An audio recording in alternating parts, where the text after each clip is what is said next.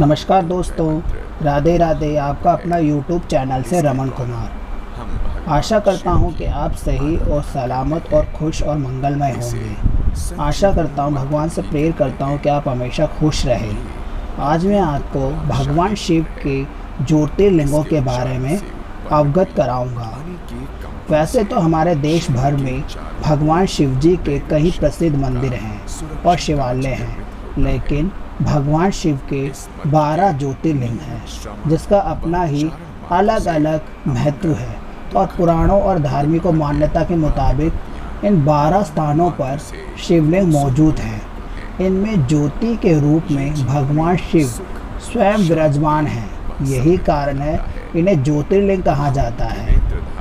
आज अब आपको बताता हूँ सोमनाथ। यह ज्योतिर्लिंग गुजरात के काटीवाड़ा में स्थापित है। दूसरा श्री शैल्य मल्लिकार्जुन ज्योतिर्लिंग मद्रास में कृष्ण नदी के किनारे पर्वत पर स्थापित है। महाकाल उज्जैन के अवैत नगर में स्थापित महाकालेश्वर ज्योतिर्लिंग है। शिवजी के दैत्यों का नाश किया था। विश्वनाथ मंदिर 12 ज्योतिर्लिंगों में से एक और सबसे प्रसिद्ध हिंदू मंदिरों में से एक है। दोस्तों, ज्योतिर्लिंगों के बारे में मैं अब विस्तार रूप से आपको बताता हूँ। आशा करता हूँ कि आप इसे ध्यानपूर्वक सुनेंगे। दोस्तों, आपसे विनती है, यह वीडियो थोड़ी लंबी है, इसे ध्यानपूर्वक सुनें और देखें।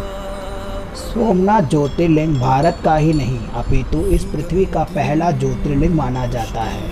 यह मंदिर गुजरात राज्य के सोमराष्ट्र क्षेत्र में है। शिव पुराण के अनुसार जब चंद्रमा को राजा दक्ष प्रजापति ने क्षय रोग होने का श्राप दिया था, तब चंद्रमा ने सोमनाथ ज्योतिर्लिंग की स्थापना कर इसी स्थान पर तप कर इस श्राप से मुक्ति पाई। ऐसा कहा जाता है कि इस शिवलिंग की स्थापना स्वयं चंद्रदेव ने की थी। विदेशी आक्रमणों के कारण यह 17 बार नष्ट हो चुका है। हर बार यह बिगड़ता और बनता रहा है।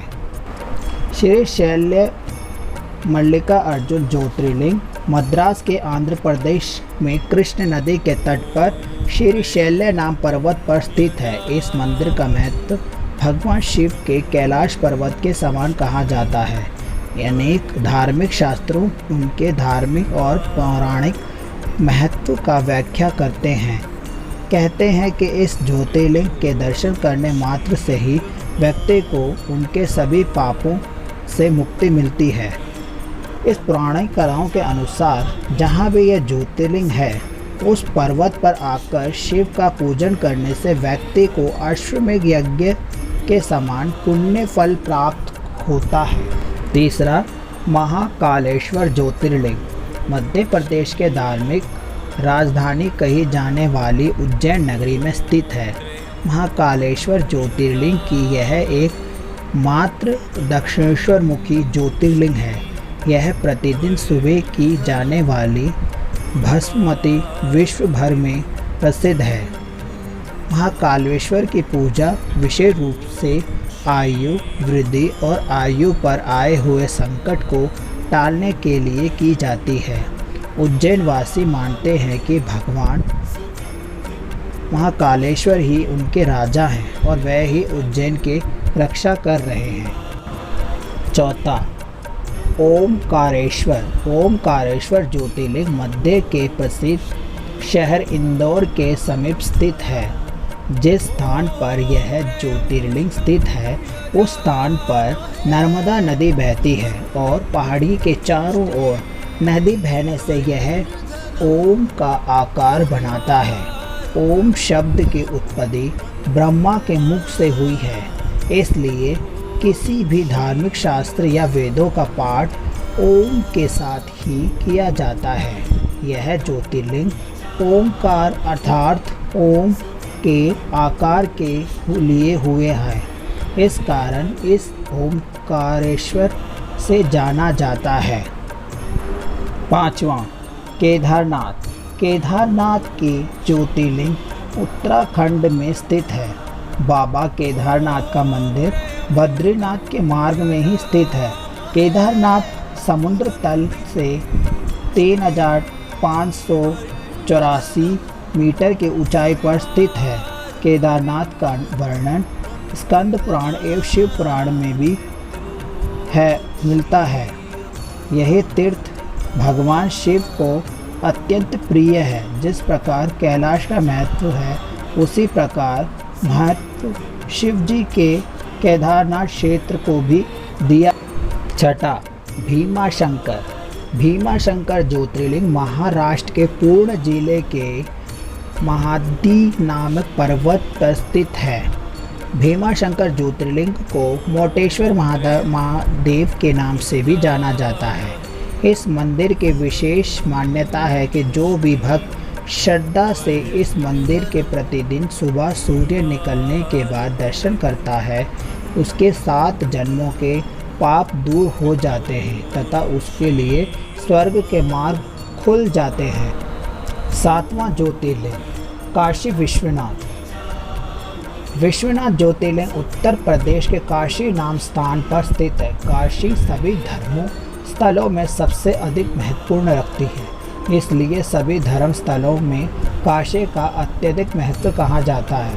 इस स्थान की मान्यता है कि प्रलय आने पर भी यह स्थान बना रहेगा। इसके लिए रक्षा के लिए भगवान शिव इस स्थान को अपने त्रिशूल पर धारण कर देंगे और प्रलय टल जाने पर काशी को उनके स्थान पर पुनः रख देंगे। 8वां, त्र्यंबकेश्वर के ज्योतिर्लिंग गोदावरी नदी के करीब महाराष्ट्र राज्य के नासिक जिले पर स्थित है। इस ज्योतिर्लिंग के सबसे अधिक निकट ब्रह्मगिरि नामक का पर्वत है। इस पर्वत से गोदावरी नदी शुरू होती है। भगवान शिव का एक नाम त्र्यंबकेश्वर भी है। कहा जाता है कि भगवान शिव को गौतम ऋषि और गोदावरी नदी के आग्रह पर यह ज्योतिर्लिंग रूप में रहना पड़ा। 9वां है दोस्तों वैद्यनाथ। श्री वैद्यनाथ का समस्त ज्योतिर्लिंगों के गणना में 9वां स्थान बताया गया है। भगवान शिव श्री वैद्यनाथ ज्योतिर्लिंग का मंदिर जिस स्थान पर उपस्थित है उसे वैद्यनाथ धाम कहा जाता है। यह स्थान झारखंड प्रांत पूर्व में बिहार प्रांत के स्थमर पारगण के दुमका नामक जनपद पे पड़ता है। दोस्तों 10वां है नागेश्वर। नागेश्वर यह ज्योतिर्लिंग गुजरात के बाहरी क्षेत्र में द्वारिका स्थान में स्थित है। धर्म स्थलों शास्त्रों में भगवान शिव नागों के देवता हैं और नागेश्वर का पूर्व अर्थ नागों का ईश्वर है। भगवान शिव का एक अन्य नाम नागेश्वर भी कहा है। द्वारकापुरी से भी नागेश्वर ज्योतिर्लिंग की दूरी 17 मील की है। इस ज्योतिर्लिंग की महिमा में कहा गया है कि जो व्यक्ति श्रद्धापूर्वक और विश्वास के साथ यहाँ दर्शनों के लिए आता है, उनकी सभी मनोकामना पूर्ण की जाती है। रामेश्वरम 11वां। यह ज्योतिर्लिंग तमिलनाडु राज्य के रामनाथपुरम नामक स्थान पर स्थित है। भगवान शिव के 12 ज्योतिर्लिंगों में से एक होने के साथ साथ यह स्थान हिंदुओं के 4 धामों में से एक है। इस ज्योतिर्लिंग के विषय में यह मान्यता है कि इसकी स्थापना स्वयं श्री भगवान श्री राम ने की थी। भगवान राम के द्वारा स्थापित होने के कारण इस ज्योतिर्लिंग का भगवान राम के नाम से रामेश्वरम दिया गया है। 12वां ज्योतिर्लिंग गणेश्वर महादेव। गणेश्वर महादेव का प्रसिद्ध मंदिर महाराष्ट्र के संभाजी नगर के समीप दौलताबाद के पास स्थित है। इस गणेश्वर का घुमेश्वर के नाम से भी जाना जाता है। दूर दूर से लोग यहाँ दर्शन के लिए आते हैं और आत्मा की शांति प्राप्त करते हैं। भगवान शिव के 12 ज्योतिर्लिंगों में से यह अंतिम ज्योतिर्लिंग है। दोस्तों, अगर हमारी वीडियो आपको अच्छी लगे, ज्योतिर्लिंग महादेव की जानकारी अच्छी लगे, इसे लाइक और शेयर करना ना भूलें। दोस्तों, अपने माता पिता, गुरुजनों और बड़े बुजुर्गों का हमेशा मान सम्मान करना। दोस्तों, हमेशा मान सम्मान करना। उनके आशीर्वाद में बड़े से बड़े संकट टल जाते हैं। दोस्तों, संकट टल जाते हैं। भगवान हमारी खुद ना रक्षा कर हमारे माता पिता को हमारा कवच क्षेत्र बनाया है। हमेशा उनकी रक्षा करना, उनका आदर सम्मान करना। दोस्तों, माता पिता के चरणों में पूरे संसार का सुख मिलता है। कभी उनका हृदय से भी तनिक भी दुख ना पहुँचाए। राधे राधे दोस्तों, राधे राधे। ओम नमः शिवाय, ओम नमः शिवाय, ओम नमः शिवाय।